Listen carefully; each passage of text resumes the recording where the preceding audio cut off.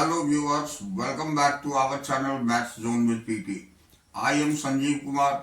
Today I want to provide you quick revision notes of chapter 14, that is ecosystem of the class 12. तो आज मैं आपको class 12 bio की chapter 14 जो ecosystem है उसकी डिटेल जानकारी देता हूँ। तो आइए स्टार्ट होते हैं आप। हाँ, तो आइए आज मैं आपको क्लास 12 बायोलॉजी की क्विक रिवीजन नोट्स चैप्टर 14 जो इकोसिस्टम है उसकी डिटेल जानकारी देता हूँ। तो ecosystem is the functional unit of nature where living organisms interact among themselves and also with the surroundings physical environment. कहने का मतलब हो गया कि इकोसिस्टम ये एक फंक्शनल यूनिट है नेचर की यानी प्रकृति की, जहाँ की लिविंग ऑर्गेनिज्म इंटरेक्ट होते हैं एक दूसरे से अपने सराउंडिंग फिजिकल इन्वायरमेंट के साथ। तो इकोसिस्टम स्ट्रक्चर एंड फंक्शंस। अब हम इकोसिस्टम की स्ट्रक्चर और फंक्शंस देखेंगे। तो ecosystem, there are two basic categories of ecosystem, namely the terrestrial and the aquatic. Ecosystem के दो बेसिक कैटेगरीज हैं जो कि एक टेरेस्ट्रियल इकोसिस्टम होता है और दूसरा एक्वेटिक इकोसिस्टम होता है। तो टेरेस्ट्रियल इकोसिस्टम, इसके अंतर्गत फॉरेस्ट, ग्रासलैंड, डेजर्ट एक्सेट्रा होती है, और दूसरा एक्वेटिक इकोसिस्टम में pond, lake, river, estuary etcetera आती है। तो अब हम डिटेल में देखते हैं। The biotic and abiotic factors of ecosystem work in integrated manner for flow of energy within the components of ecosystem. The interaction of biotic and abiotic components results in a physical structure that is characteristics for each type of ecosystem. The vertical distribution of different species occupying different level is called stratification. For example, tree occupy top vertical strata or layer of the forest, shrubs the second, and herbs and grass occupies the bottom layer. तो कहने का मतलब हो गया कि जो biotic और abiotic factor है इकोसिस्टम की, ये एक दूसरे को इंटीग्रेटेड मैनर के द्वारा एनर्जी की फ्लो करती है, जिसमें कि इकोसिस्टम की कंपोनेंट होती है। अब इंटरेक्शन, जो बायोटिक और एबायोटिक कंपोनेंट की इंटरेक्शंस है वो रिजल्ट करता है फिजिकल स्ट्रक्चर को, जो कि कैरेक्टराइज्ड होता है इस टाइप ऑफ इकोसिस्टम के अंतर्गत। अब वर्टिकल डिस्ट्रीब्यूशन डिफरेंट स्पीसीज की ऑक्यूपाई करती है डिफरेंट लेवल में, उसको हम स्ट्रेटिफिकेशन बोलते हैं।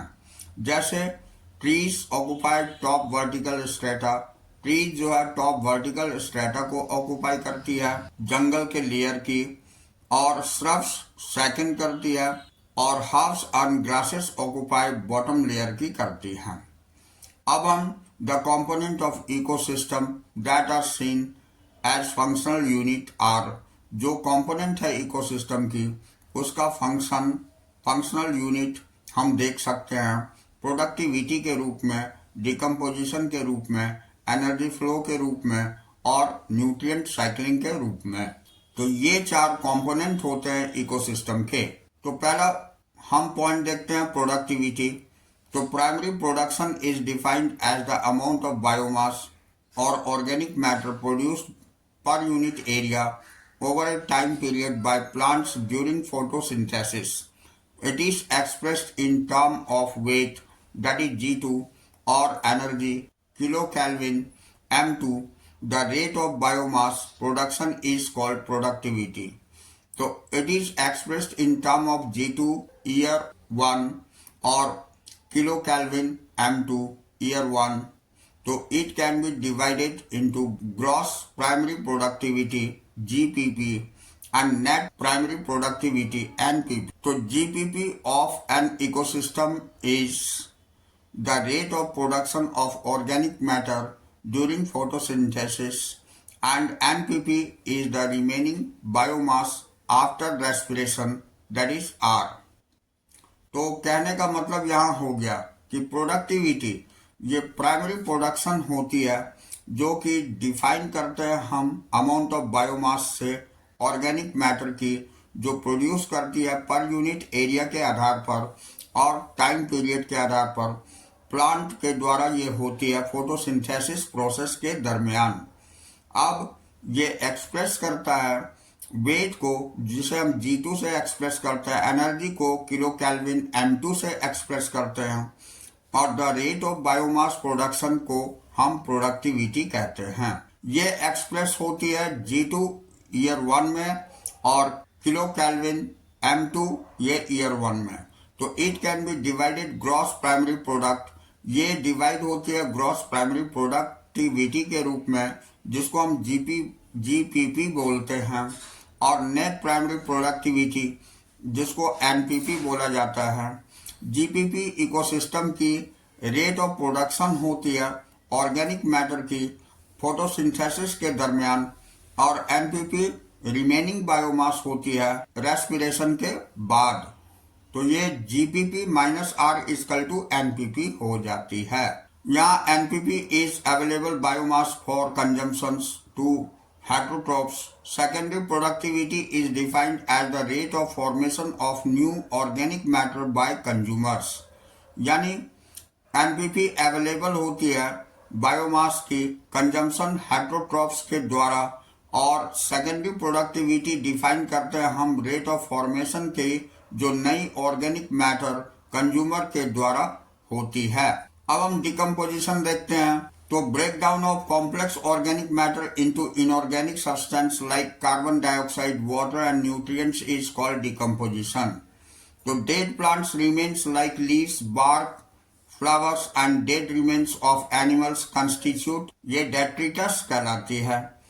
अब decomposition involved following steps, इसमें fragmentation, leaching, catabolism, humifications and mineralizations ये होती है। तो कहने का मतलब हो गया कि जब कॉम्प्लेक्स ऑर्गेनिक मैटर की ब्रेकडाउन इनऑर्गेनिक सब्सटेंस के रूप में, जैसे कि कार्बन डाइऑक्साइड, वाटर और न्यूट्रिएंट के रूप में होती है, इसे हम डिकम्पोजिशन बोलते हैं। और डेड प्लांट रिमेन, जो डेड प्लांट के बचे हुए अवशेष होते हैं, जैसे लीव्स होती है, बार्क होती है, फ्लावर्स होती है, और डेड रिमेन्स एनिमल्स की भी होती है, ये कंस्टिट्यूट करती है डेट्रिटस। तो ये डेट्रिटस कंस्टिट्यूट करती है। अब डिकम्पोजिशन नीचे दिए गए स्टेप से फॉलोड होती है, जिसमें पहला है फ्रेगमेंटेशन, दूसरा लीचिंग, तीसरा कैटाबोलिज्म, चौथा ह्यूमिफिकेशंस और पांचवा मिनरलाइजेशंस है। तो इसमें पहला पॉइंट हम फ्रेगमेंटेशन ऑफ डेट्रिटस देखते हैं। तो detrivorous feeds on detritus, break down, increase the surface area of detritus particles for microbial action. तो फ्रेगमेंटेशन में होती है, जो भी डेट्रीवोर्स होती है वो फीड करती है डेट्रिटस को, और ये ब्रेक डाउन हो जाती है।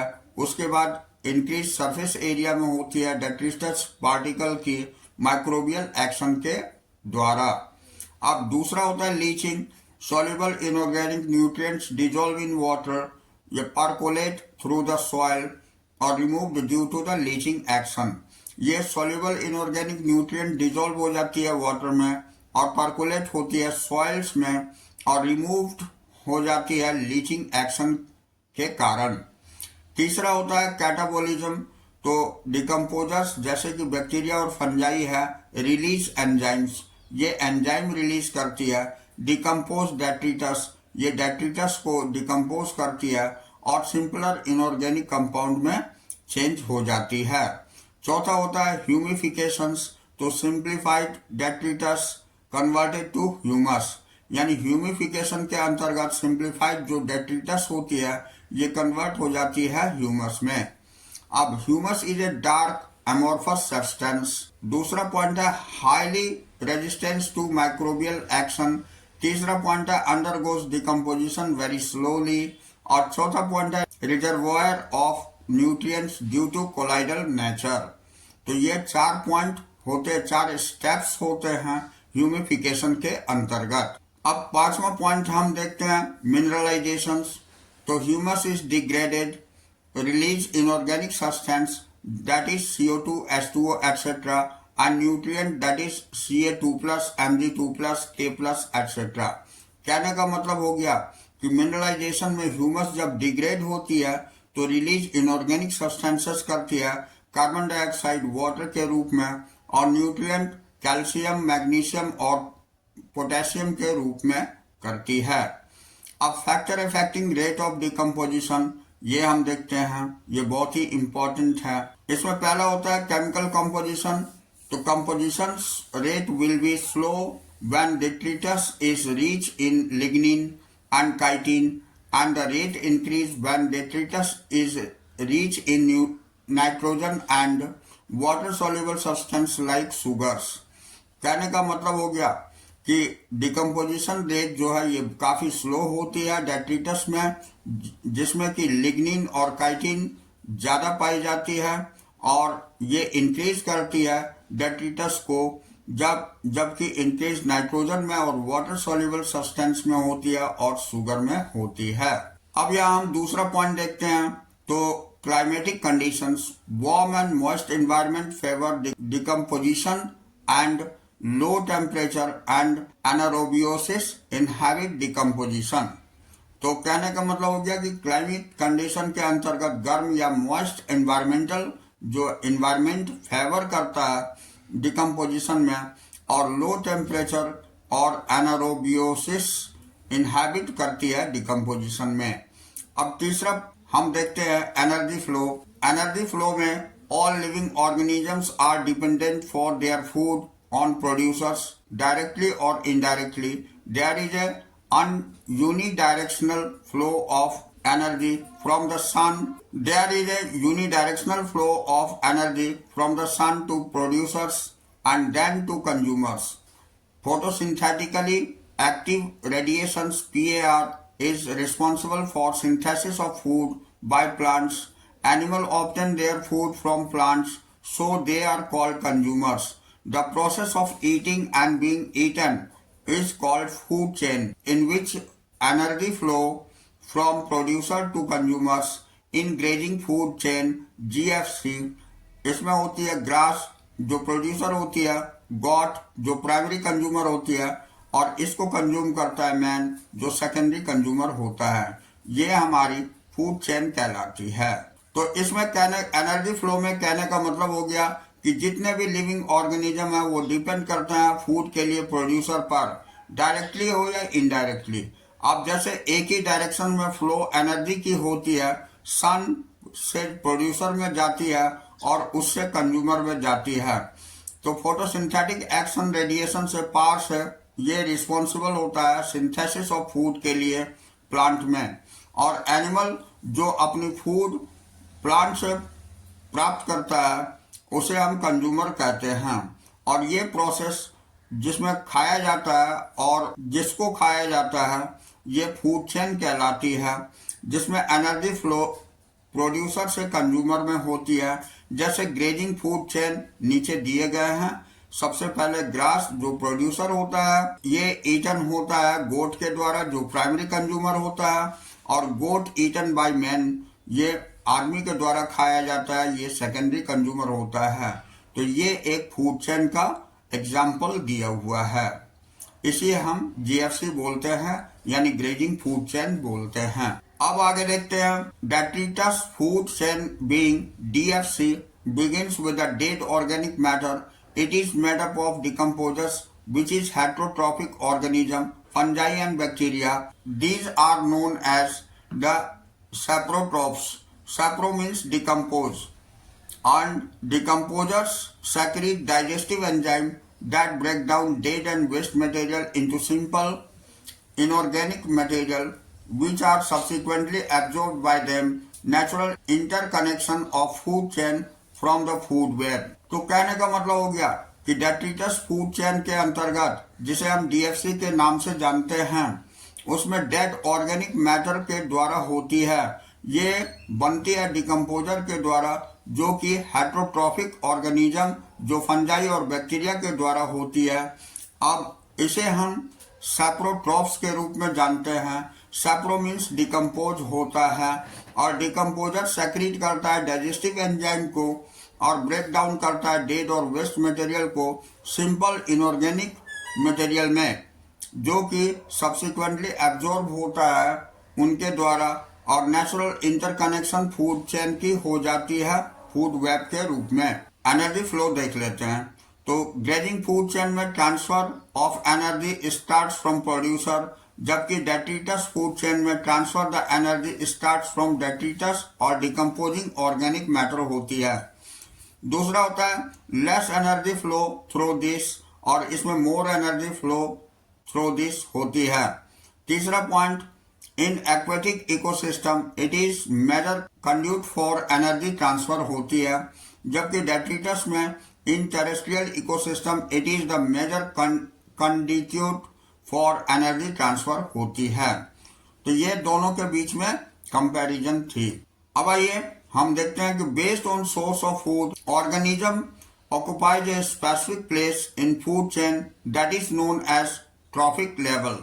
तो फूड के आधार पर ये ऑर्गेनिज्म जो है ये ऑक्युपाई स्पेसिफिक प्लेस में होती है फूड चेन में, जिसे कि हम ट्रॉपिक लेवल बोलते हैं। तो यहाँ देखिए ट्रॉपिक लेवल का एग्जाम्पल दिया हुआ है। ये सबसे पहले नीचे से ही हम देखते हैं, ये प्राइमरी प्रोड्यूसर है। ये फर्स्ट ट्रॉपिक लेवल कहलाता है, वो प्लांट होती है। इसमें फाइटोप्लैंक्टन्स, ग्रास और ट्रीज आते हैं इसके एग्जाम्पल में। इससे एनर्जी फ्लो प्राइमरी कंज्यूमर में होती है। जो सेकंड ट्रॉपिक लेवल हार्बीवोर्स कहलाता है। इसका एग्जाम्पल है जू planktons, grass hoppers and cow. उसके बाद एनर्जी हमारी सेकेंडरी कंज्यूमर में जाती है, जो थर्ड ट्रॉपिक लेवल कार्निवोर कहलाता है। इसमें एग्जाम्पल में बर्ड्स, फिशेस एंड वुल्फ आ जाती है। उसके बाद एनर्जी हमारी ये टर्शियरी कंज्यूमर में जाती है, जो फोर्थ ट्रॉपिक लेवल पर आता है, जिसको हम टॉप कार्निवोर बोलते हैं, जैसे मैन एंड लायन आ जाता है। तो ये हमारी ट्रॉपिक लेवल की एग्जाम्पल थी जिसे हम देखे। अब हम आगे आते हैं। तो each tropic level has a certain mass of living material at a particular time called a standing crop. It is measured as biomass of living organism or number in unit area. तो कहने का मतलब हो गया कि प्रत्येक trophic level जो है ये certain mass of living material की होती है, जो पार्टिकुलर टाइम के आधार पर होती है। इसे हम स्टैंडिंग क्रॉप बोलते हैं और ये मेजर करी जाती है बायोमास के रूप में लिविंग ऑर्गेनिज्म और नंबर ऑफ यूनिट एरिया के आधार पर। तो the number of trophic level in the grading food chain is limited as the transfer of energy from 10% law, that is only 10% of energy is transferred to each tropic level from the lower tropic level. In GFC, following tropic level are possible producer, herbivore, primary carnivore, secondary carnivore. तो कहने का मतलब हो गया कि trophic level में जो number होते हैं ग्रेडिंग फूड चेन के अंतर्गत ये लिमिटेड होती है और ट्रांसफर इसमें एनर्जी 10% लो होती है। जो 10% एनर्जी इसमें ट्रांसफर होती है प्रत्येक ट्रॉपिक लेवल में लोअर ट्रॉपिक लेवल से, ये जीएफसी में ये ट्रॉपिक लेवल में पॉसिबल होती है। पहले प्रोड्यूसर होता है, दूसरा हार्बीवोर्स होता है, तीसरा प्राइमरी कार्निवोर्स होता है और चौथा सेकेंडरी कार्निवोर होता है। अब हम नेक्स्ट पॉइंट देखते हैं, ecological pyramids. Ecological pyramids is the graphical representation of the ecological parameters, number, biomass, energy, sequence wise in various tropic level of the food chain, with producers at the base of herbivores in the middle and carnivores at the top tier. It can be upright, inverted, on spindle shape. तो कहने का मतलब हो गया कि ecological pyramid जो होती है ये ग्राफिकल रिप्रेजेंटेशन होती है इकोलॉजिकल पैरामीटर की, जिसके अंतर्गत नंबर, बायोमास और एनर्जी आती है। ये sequence wise various trophic level की फूड चेन के अंतर्गत प्रोड्यूसर बेस में होता है, हार्बीवोरस मिडिल में होता है और कार्निवोरस टॉप टायर में होता है। तो ये अपराइट, इन्वर्टेड और स्पिंडल शेप की हो सकती है, जो कि यहाँ दिखाया गया है। ये पीपी है, प्राइमरी प्रोडक्ट्स, दूसरा पीसी है, ये प्राइमरी कंज्यूमर, तीसरा एससी है, ये सेकेंडरी कंज्यूमर और चौथा ये टीसी है जिसको हम टर्शियरी कंज्यूमर बोलते हैं। ये इस तरह से हमारी इकोलॉजिकल पिरामिड्स बनती है। ये इस तरह से भी बन सकती है, ये पीपी, पीसी, एससी, टीसी। तो 3 कॉमन इकोलॉजिकल पिरामिड्स आर, ये 3 कॉमन इकोलॉजिकल पिरामिड्स दिखाए गए हैं। अब इसमें पहला होता है पिरामिड्स ऑफ नंबर। ये employs the number of individuals per unit area at various trophic levels with a producer at the base and various consumers at successively higher level. It is generally upright. ये pyramid number में दिखाया जाता है। इसमें employees करते हैं number of individual पर unit area के आधार पर, जिसमें ट्रॉपिक लेवल जो है प्रोड्यूसर बेस में होता है और various consumer successively higher level में होता चला जाता है। ये अपराइट होती है। A pyramid of number in case of big tree is generally inverted because number of insects feeding on the tree generally exceeds in number. ये पिरामिड जो नंबर में होती है ये बिग ट्री के रूप में होती है, लेकिन ये इन्वर्टेड होती है क्योंकि number of insects feeding on tree generally exceeds, ये बढ़ती जाती है नंबर में। अब दूसरा होता है पिरामिड ऑफ बायोमास। तो represent the biomass in various trophic levels. A pyramid of mass is upright except in aquatic food chain involving short-lived plankton. तो ये पिरामिड ऑफ बायोमास रिप्रेजेंट करता है बायोमास को वेरियस ट्रॉपिक लेवल में, अलग अलग trophic level में। ये पिरामिड मास की अपराइट होती है एक्सेप्ट केवल एक्वेटिक फूड चेन को छोड़ करके। इसमें जो है प्लैंक्टन्स वगैरह इन्वॉल्व होती है, शॉर्ट प्लैंक्टन इन्वॉल्व होती है। अब a pyramid of biomass in sea is generally inverted. Pyramid biomass की जनरली इन्वर्टेड होती है because of biomass of fishes, क्योंकि बायोमास फिशेस की जनरली एक्सीड्स होती है दैट ऑफ द फाइटोप्लैंक्टन से। तो इसमें ये इन्वर्टेड हो जाती है। ये होती है पीसी और ये पीपी होती है। ये 4 और 21 में दिखाई गई है। अब जबकि ये दिखाई गई है इसमें आपको पीपी, पीसी, एससी और टीसी जनरली इस तरह से होती है। यहाँ 10,000 जूल होती है, जबकि 10% ही एनर्जी लेवल दूसरे कंज्यूमर में जाती है तो वो 1000 हो जाती है। इसका 10% ये 10 जूल में आ जाती है और लास्टली ये 10 जूल तक आती है। 100 जूल से 10 जूल में आ जाती है। अब हम तीसरा पिरामिड ऑफ एनर्जी देखते हैं। तो pyramids of energy that gives the graphical representation of amount of energy trapped by different trophic level per unit area. Pyramid of energy is always upright, can never be inverted, because when energy flow from particular trophic level to the next trophic level, some energy is always lost as heat as each step. For example the feeding, digestion, assimilation and respiration. तो कहने का मतलब हो गया कि pyramid of energy में जो graphical representation से एनर्जी के अमाउंट जो ट्रैप्ड होती है डिफरेंट ट्रॉपिक लेवल में पर यूनिट एरिया के आधार पर, ये पिरामिड जो है एनर्जी की ऑलवेज अपराइट होती है। ये कभी भी इन्वर्टेड नहीं हो सकती है बिकॉज व्हेन एनर्जी फ्लो, क्योंकि जब एनर्जी फ्लो होती है पार्टिकुलर ट्रॉपिक लेवल से नेक्स्ट ट्रॉपिक लेवल में, तो एनर्जी ऑलवेज लॉस होती है हीट की तरह। जैसे एग्जांपल में ये फीडिंग, डाइजेशन, एसिमिलेशन और रेस्पिरेशन होती है। अब हम इकोलॉजिकल सक्सेशन देखते हैं। The gradual and Fairlie predictable change in species composition of A given area is called ecological succession. तो यानी ग्रेजुअल और फेयरली प्रेडिक्टेबल चेंज जो होती है स्पीशीज कंपोजिशन में एक निश्चित एरिया में, इसे हम इकोलॉजिकल सक्सेशन बोलते हैं। During the succession some species, colonies and area and their production become more numerous whereas population of each species decline and even disappear। तो कहने का मतलब हो गया कि प्रत्येक सक्सेशन में स्पीशीज जो है कॉलोनी वाइज होती है एरिया में और उसकी पॉपुलेशंस जो है ज्यादा न्यूमरस होती है, जबकि पॉपुलेशन अदर स्पीशीज की डिक्लाइन करती है और यहाँ तक कि डिसअपियर भी कर जाती है। अब orderly the sequential change that leads to the community that is near equilibrium is called climax community. जो ऑर्डरली और सिक्वेंशियल चेंज होती है कम्युनिटी में वो इक्विलिब्रियम के बराबर होती है और उसे हम क्लाइमेक्स कम्युनिटी बोलते हैं। अब next point, the entire sequence of communities that successively change in a given area is called sere and individual transitional communities are termed seral stage और सीरियल कम्युनिटी। तो ये पूरी चेंज जो कम्युनिटी के अंतर्गत सक्सेसिव चेंज के आधार पर हो जाती है एक निश्चित एरिया में, इसे हम सीयर बोलते हैं। और इंडिविजुअल जो ट्रांजिशन कम्युनिटी में होती है उसे हम सीरियल स्टेज या सीरियल कम्युनिटी बोलते हैं। अब इकोलॉजिकल सक्सेशन हम देखते हैं, तो ये प्राइमरी सक्सेशन और सेकेंडरी सक्सेशन दो पार्ट में डिवाइड करी गई है। तो primary succession starts when no organisms are there. Primary succession तब से स्टार्ट होती है जहां की कोई ऑर्गेनिज्म नहीं होती है।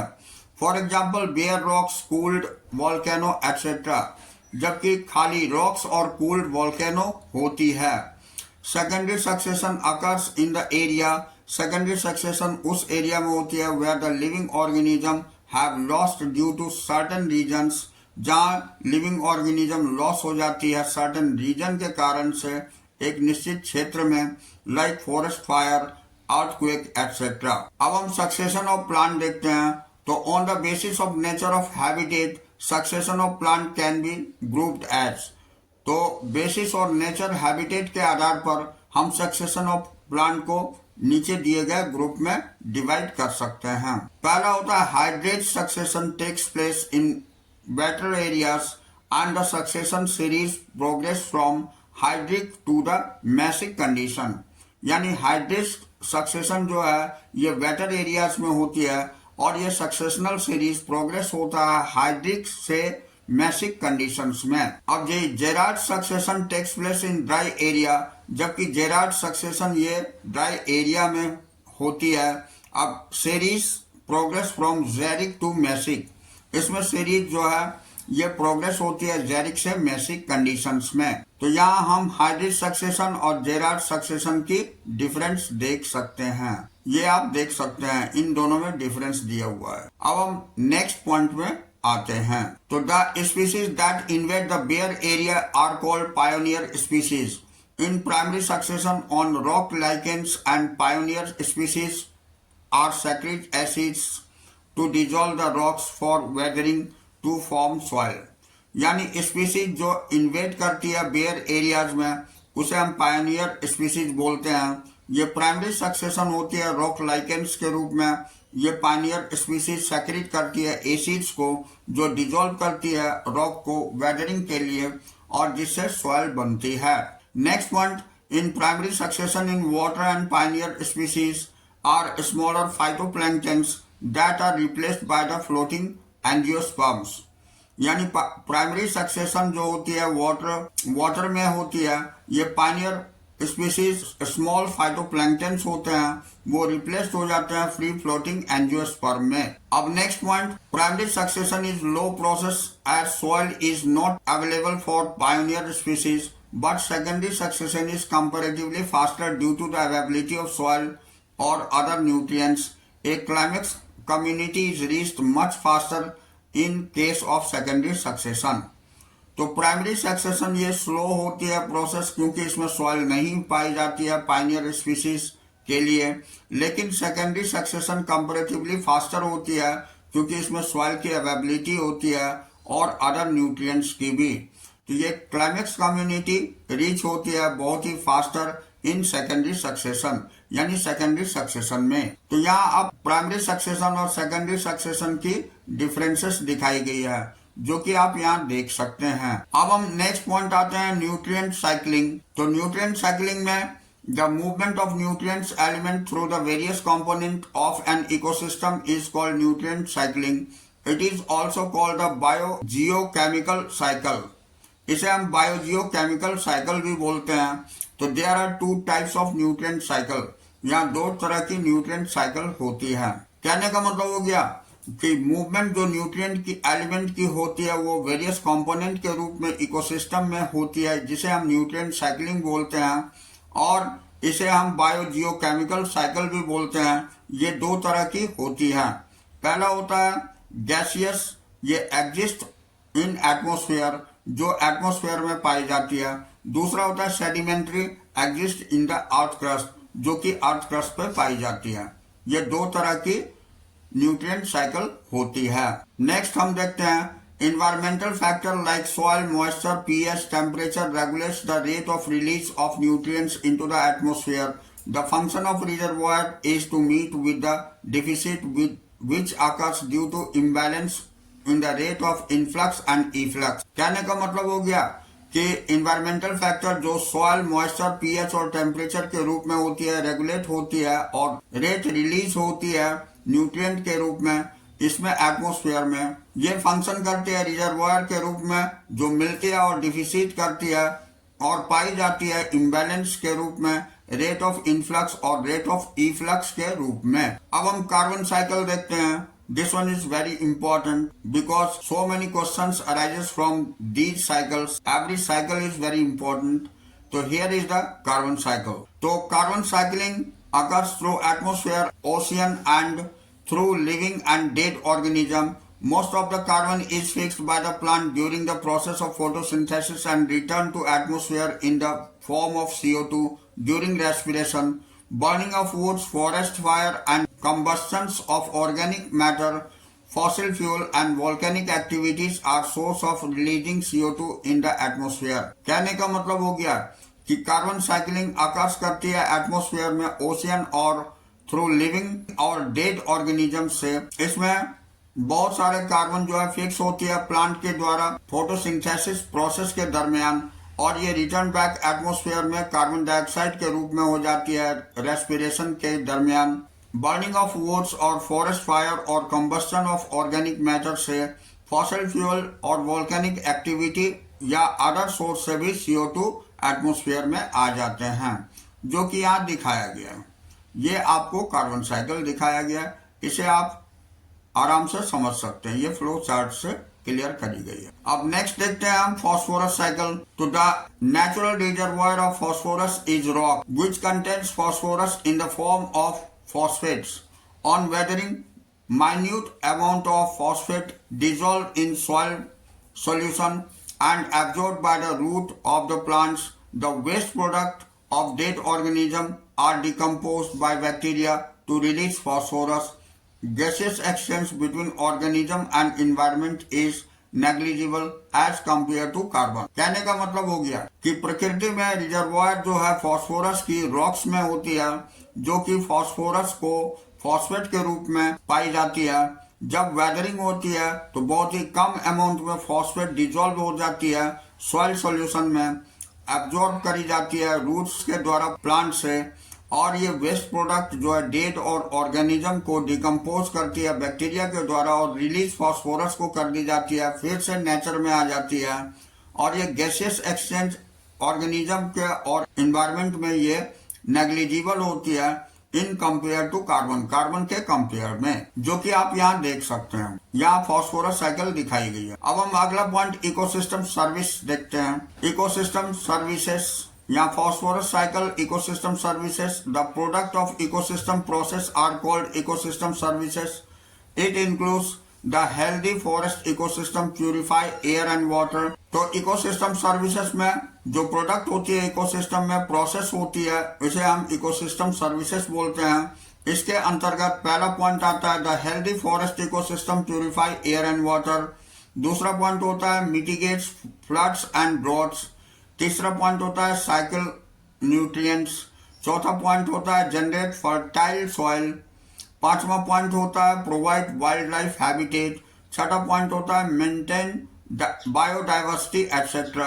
अब researchers have put the average price tag, ये $US में 33 trillion a year on these fundamental ecosystem services which are taken granted because they are free, although its value is twice the total global gross national product GNP। तो जो researchers होते हैं ये average price उसकी tag है जो कि US में 33 ट्रिलियन होती है प्रत्येक ईयर। ये फंडामेंटल इकोसिस्टम सर्विसेज में होती है जो कि ली जाती है फ्रीली और वैल्यू इसकी ट्वाइस होती है total global gross national product के GNP के आधार पर। तो यहाँ हमारी चैप्टर समाप्त होती है। तो that's all for today. We will meet again on the next class.